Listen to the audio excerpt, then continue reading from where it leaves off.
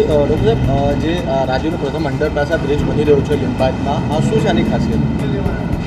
આ ખૂબ સરસ અને લોકોના ઉત્સાહપૂર્વક બ્રિજ છે. લોકો માટે ખૂબ સરળતા, જે નવાગામના જનતાને, નીલગિરીના જનતાને, લિંબાયતની પ્રજાને લિંબાયતથી ડિંડોલી નવાગામ જવા માટે ખૂબ લાંબુ અંતરથી કપવા પડતું, ત્યારે અમારા નવસારીના લોકપ્રિય સાંસદ આદરણીય સી.આર. પાટીલ સાહેબ અને લિંબાયતના લોકપ્રિય ધારાસભ્ય સંગીતા પાટીલજી, એમના દીર્ઘદૃષ્ટિના કારણે ઘણા વર્ષોથી આ બ્રિજની ડિઝાઇન બનાવવામાં આવતી હતી અને આજે આપણી સામે આપ બધું જોઈ રહ્યા છો. ખૂબ સુંદર. અને આજે અમે બધું જોયું સંદેશ ન્યૂઝપેપરના માધ્યમથી કે ગુજરાતના સૌથી લાંબો અંડર બાયપાસ બ્રિજ આ લિંબાયતમાં બનાવવામાં આવે છે. એની સાથે સાથે આધુનિક ટેકનોલોજી સાથે એની પણ આપણે બધું જોઈ રહ્યા છો કે એની અંદરમાં લાંબો બ્રિજ હોવાના કારણે પબ્લિકની જે નીચેથી ધુવાળો નીકળે છે એને કવર કરવા માટે અહીંયા ઓક્સિજનની પણ વ્યવસ્થા કરવામાં આવી છે અને સાથે સાથે ફાયર સેફ્ટી પણ વ્યવસ્થા કરવામાં આવે છે.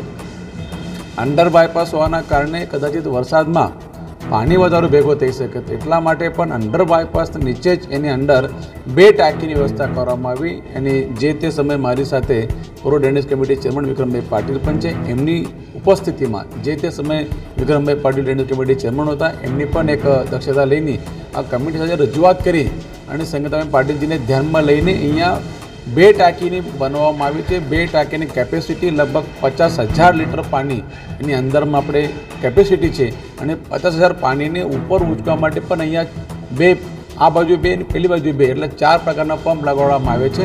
એટલે ખૂબ સુંદર.